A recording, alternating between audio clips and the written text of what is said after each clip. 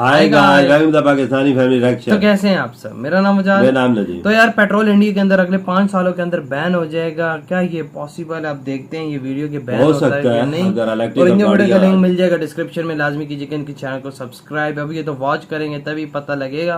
तो कानून करते हैं स्टार्ट। हेलो फ्रेंड्स, मैं हूं गौरव और 7 जुलाई 2022 को इंडिया के union minister of road transport and highways ने ये स्टेटमेंट दिया। 5 साल के बाद पेट्रोल देश से समाप्त हो जाएगा। अच्छा नितिन जी आने बोल रहे वाले 5 सालों में पेट्रोल जो हर नाके में मिलता है गायब होने वाला है। And not just this, international consulting firm R30 little यार 5 साल में ये तक कह दिया कम कि अरसा है। 2030 तक मेहनत करनी पड़ती है ना। 30% गाड़ियां इलेक्ट्रिक हो जाएगी। अब उनके ये कंसर्न्स पोल्यूशन को लेकर है, लेकिन एक मिनट, इलेक्ट्रिक व्हीकल्स आने से भी पोल्यूशन कम नहीं होगा, क्योंकि हमारी almost 50% electricity non renewable resources जिसकी कोल, नेचुरल गैस और ऑयल से ही बनती है। मतलब अगर आज की सिचुएशन को देखा जाए तो हमारा हाल कुछ ऐसा है कि एक तरफ कुआं तो दूसरी तरफ खाई। सो प्रैक्टिकली अगर देखा जाए तो मिनिस्टर ने ऐसे कैसे कह दिया?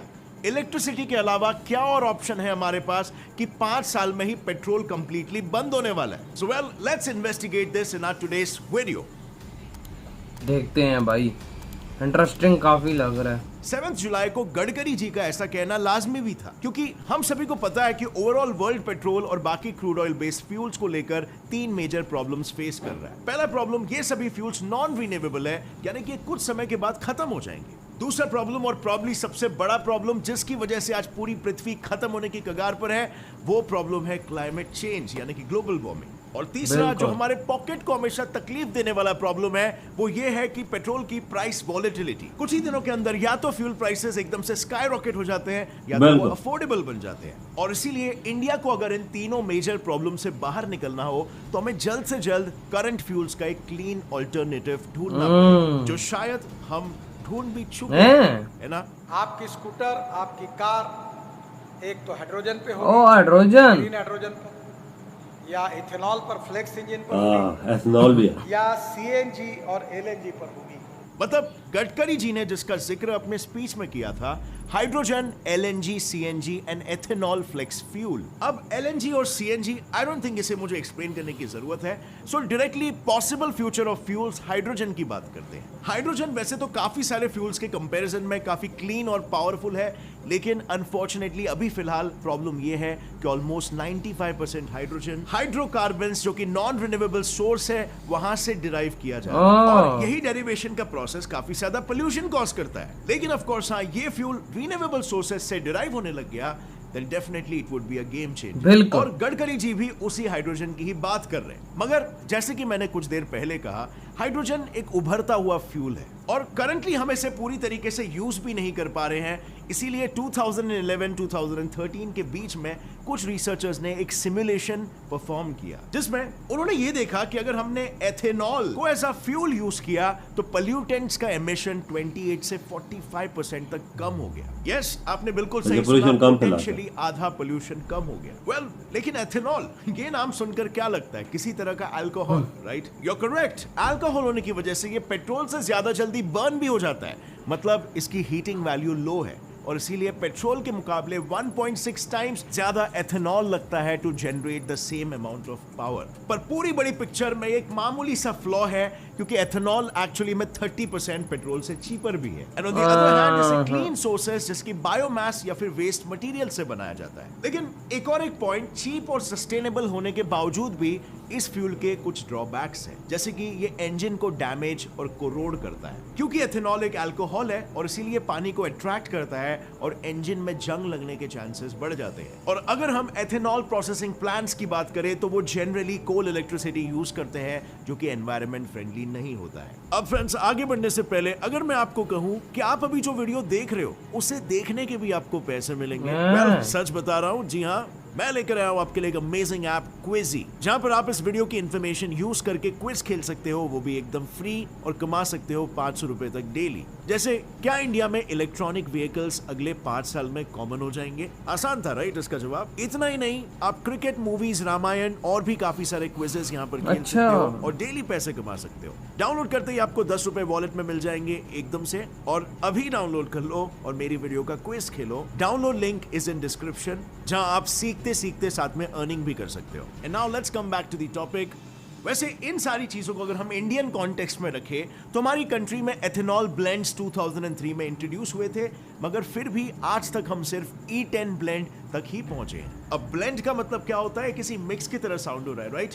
Well, you are right. Petrol और एथेनॉल के मिक्स को ब्लेंड कहते हैं, जिसमें अगर 90% पेट्रोल है और 10% एथेनॉल तो उसे E10 ब्लेंड कहते हैं। पर जल्द ही इंडिया E10 से आगे बढ़ने वाला है, क्योंकि 2018 की हमारी नेशनल बायोफ्यूल पॉलिसी ये कहती है कि 2030 तक इंडिया में E20 मैंडेटरी हो जाएगा। लेकिन एथेनॉल इंट्रोडक्शन के सिर्फ 6 साल बाद जब E10 इंडिया में आ चुका था, तो सवाल ये उठता है कि E20 अब तक इंट्रोड्यूस क्यों नहीं किया गया? वेल, प्लान्स और पॉलिसी सामने रखना इजी बात है, बट प्रैक्टिकलिटी थोड़ा सा मुश्किल पड़ जाता है, और इसीलिए यहां पर हमें यह समझना होगा कि प्रॉब्लम्स हमने क्या फेस किया। सो सबसे पहला प्रॉब्लम आता है अवेलेबिलिटी। हमारे देश को आज जितने एथेनॉल की जरूरत है उतने एथेनॉल मैन्युफैक्चरर्स इंडिया में नहीं है। इसके अलावा दूसरा रीजन आ जाता है ट्रांसपोर्टेशन का।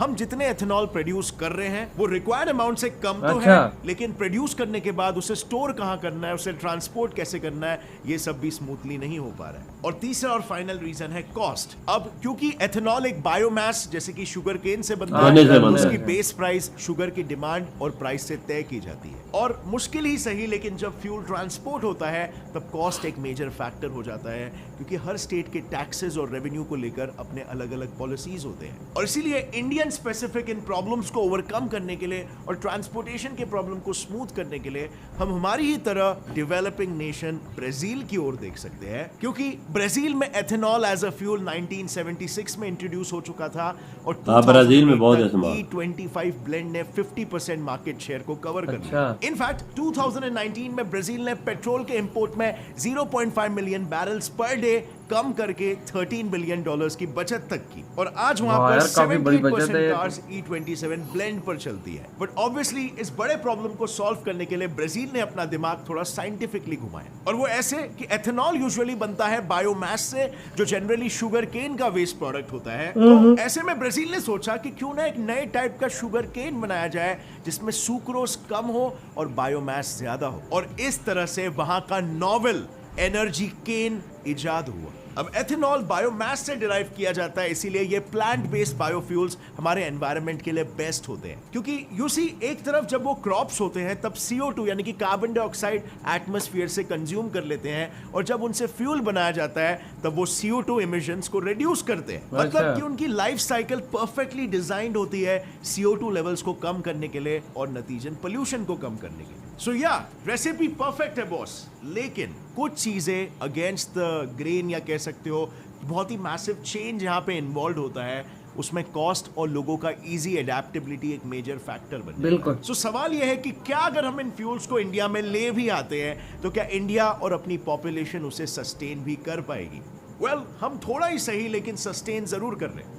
इंडिया में पोल्यूशन कंट्रोल करने के लिए जो एमिशन स्टैंडर्ड्स हैं उन्हें BS यानी कि भारत स्टेट स्टैंडर्ड कहा जाता है, और इंडिया ने साल 2000 में यूरो स्टैंडर्ड्स को रेफर करके पोल्यूशन कंट्रोल करने के लिए एमिशन स्टैंडर्ड्स पास किए, और इन्हें स्टेजेस में डिवाइड किया गया। आपने ये टर्म्स भी बहुत बार सुने होंगे by the way. 1 BS stage 2, BS stage 3, 4 और 6। और नहीं, मैंने BS स्टेज 5 बोलना मिस नहीं कर दिया, बल्कि भारत सरकार ने इसे लागू करना मिस किया। इस स्टेज को स्किप करके वो लोग डायरेक्टली BS 6 में चले गए ताकि पोल्यूशन और ज्यादा तेजी से कंट्रोल हो सके। अब ये है कि इन नॉर्म से आखिर पोल्यूशन कंट्रोल कैसे होता है? सो इसका जवाब काफी सिंपल है।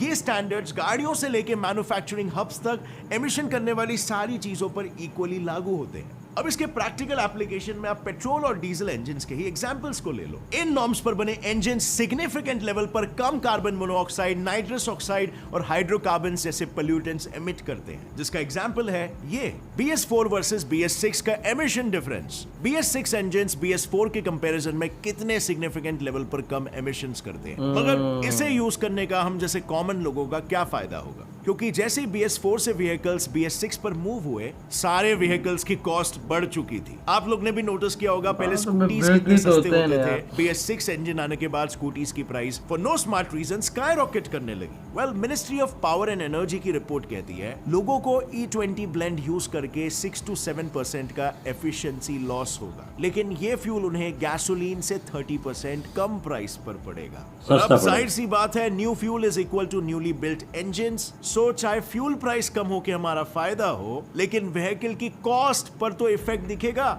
राइट? वेल, यहाँ पर हमें एक अलग काइंड का रिवॉर्ड मिलेगा। E20 फ्यूल से हम 30% कार्बन एमिशन कट कर पाएंगे, जो कि एक ह्यूज चंक ऑफ एमिशन है। और अगर हमें थोड़ी सी ज्यादा प्राइस देनी पड़ेगी एक क्लीनर और बेटर एनवायरनमेंट के लिए, तो क्या हम इसे एक रिवॉर्ड समझ सकते हैं? वेल, मेरे हिसाब से तो 100%। Health is supremely more important, right? हम सबको एक क्लीनर और बेटर एनवायरनमेंट की तरफ बढ़ना चाहिए। However, अगर हम इसे ग्लोबल कॉन्टेक्स्ट पर देखें, तो हमारी कंट्री और बाकी डेवलपिंग नेशंस को अपने एमिशंस को बहुत ज्यादा कंट्रोल करने के लिए कहा जाता है, you know, compare to western countries. अब ये कहा तो हमेशा से जा रहा है, but have you ever wondered कि हमारे एमिशंस कितने ज्यादा है इन कंट्रीज से? वेल, अगर देखा जाए ना, तो हिस्टोरिकली 23 रिच कंट्रीज दुनिया के आधे कार्बन एमिशंस के लिए रिस्पॉन्सिबल है, और बाकी की पूरी दुनिया 50% एमिशन के लिए। और इसीलिए अब ये हो रहा है कि बढ़ते क्लाइमेट चेंज की वजह से नेपाल, भूटान, बांग्लादेश और मालदीव्स जैसे छोटे छोटे कंट्रीज जिनका कार्बन कंट्रीब्यूशन ऑलमोस्ट नेग्लिजिबल रहा है, वो कंट्रीज बेचारे किसी और के पापों का प्रायश्चित कर रहे हैं, वो डिस्प्रपोर्शनेटली सफर कर रहे हैं। Climate change has directly and adversely affected our efforts for alleviating poverty in Nepal. और इसी चीज को प्रिवेंट करने के लिए अमीर देशों ने 2009 में हर साल $100 बिलियन से मदद करने की बात की थी, लेकिन उन्होंने साल प्रति साल अंडर डिलीवर किया है। Polluters are saying, to hell with you, we don't care, we're not going to give you a penny. और इसीलिए इन स्मॉल कंट्रीज के रिप्रेजेंटेटिव्स अब ये कह रहे हैं कि इन सारी घटनाओं के लिए किसी को तो जिम्मेदार होना पड़ेगा। और हिस्टोरिकली इन रिच नेशंस ने लॉस एंड डैमेज के क्लेम्स को सप्रेस किया है। Failure to provide the critical finance and that of loss and damage is measured, my friends, in lives and livelihoods in our communities. This is immoral and it is unjust. क्योंकि अगर UN में वो पास हो गए ना, तो उन countries के ऊपर लायबिलिटी के केसेस की बाढ़ आ जाएगी। इनफैक्ट ये रिच कंट्रीज कार्बन एमिशन के लिए इस हद तक जिम्मेदार है कि 1985 तक तो सिर्फ यूरोप और USA 77.4% कार्बन एमिशंस के लिए रिस्पॉन्सिबल था। और आज के दौर में भी अगर हम देखें, तो इन रिच कंट्रीज का per capita carbon footprint India, Indonesia और ब्राजील जैसे डेवलपिंग नेशन से कई गुना ज्यादा है। और ये सैड रियलिटी होने के बाद ऐसी रिच कंट्रीज डेवलपिंग कंट्रीज पर क्लीन एनवायरनमेंट का सारा बर्डन और ब्लेम डाल देती है। और ये देखकर मैं तो अपने आप से एक सवाल पूछने के लिए पास में हुआ कोलोनियलिज्म क्या आज की तारीख में सच में खत्म हो चुका है? वेल फ्रेंड्स, अब क्या ही कहा जाए, यहाँ पर जो लोग पावर में है वही चलाते हैं पूरे दुनिया में। बट एनीवे, हम अपना बेस्ट करेंगे, अपने तरफ से जितने हो सके रिफॉर्म्स लाने की कोशिश करें। सो आपको क्या लगता है, कौन सा एलिमेंट बेस्ट फ्यूल कंसिडर किया जा सकता है इंडिया के एनवायरनमेंट के लिए? नीचे कमेंट से। इन दोनों ये वीडियो खत्म यार। अब नितिन जी ने बोला है 5 साल का, अब देखे क्या होता है। हाइड्रोजन पे गाड़ियां शिफ्ट करने के लिए उन्होंने बोल तो दिया अगले 5 सालों में ये सारा सिस्टम होगा। यार 5 साल में अगर पूरा ना हुआ तो आधा तो हो जाएगा ना। उन्होंने बोला है, कुछ देख के बोला है ना। सही बात है। अब वो इंट्रोड्यूस सब कुछ करेंगे। ब्राजील तो देखो कर रहा है, बिल्कुल। वो ब्राजील में तो है सब, वो तो $13 बिलियन की बचत भी कर रहा है इससे। अब देखें इंडिया के अंदर ये चीज होती है तो काफी $1 बिलियन की बचत होगी, क्योंकि इंडिया के अंदर आबादी बहुत ज्यादा। बिल्कुल। और ये ज्यादातर जो कंपनियां हैं, फैक्ट्रियां हैं, मिलें हैं, फैक्ट्रियां हैं, पोल्यूशन तो ज्यादा फैलाती हैं। और फिर अमेरिका और जैसे बड़े देश कहते हैं इंडिया और चाइना पे ज्यादा कर रहे हैं, लेकिन उनको ये नाम तो इंडिया का लगा रहे हैं। जरा अपने भी स्टैट्स देख लो, तुम्हारा क्या कर रहा है? इंडिया तो बहुत कम कर रहा है। उनकी जो बड़ी बड़ी फैक्ट्रियां, अमेरिका, फ्रांस, जो बड़े बड़े देश हैं, इटली हो गई, उनकी फैक्ट्रियां फिर एसी पे चलती हैं ना, कोयले पे चलती हैं, पेट्रोल डीजल पे चलती हैं। वो पोल्यूशन ही फैलाएंगी तो क्या करेंगे? सही कहा। अभी इंडिया जिस तरह इथेनॉल पे जा रहा है, पेट्रोल के अंदर ब्लेंडिंग वगैरह सब कुछ हो रही है, तो अच्छा है यार, बचत भी होगी। इथेनॉल के तो इंडिया ने तजर्बात भी कर लिए हैं, कामयाब भी हैं। वो गाड़ियों के अंदर डाल भी रहे हैं। आई थिंक पेट्रोल में 10% इथेनॉल यार 2030 तक कम अज कम ना भी करना 30-35% तो गाड़ियां इलेक्ट्रिक पे इंडिया में आई जाएगी 2030 तक। हाइड्रोजन पे, डिफरेंट चीजों CNG पे। वो CNG तो ऑलरेडी चल रही है ना, LNG CNG उधर ऑलरेडी चल रही है, गाड़ियों के अंदर होता है सब कुछ।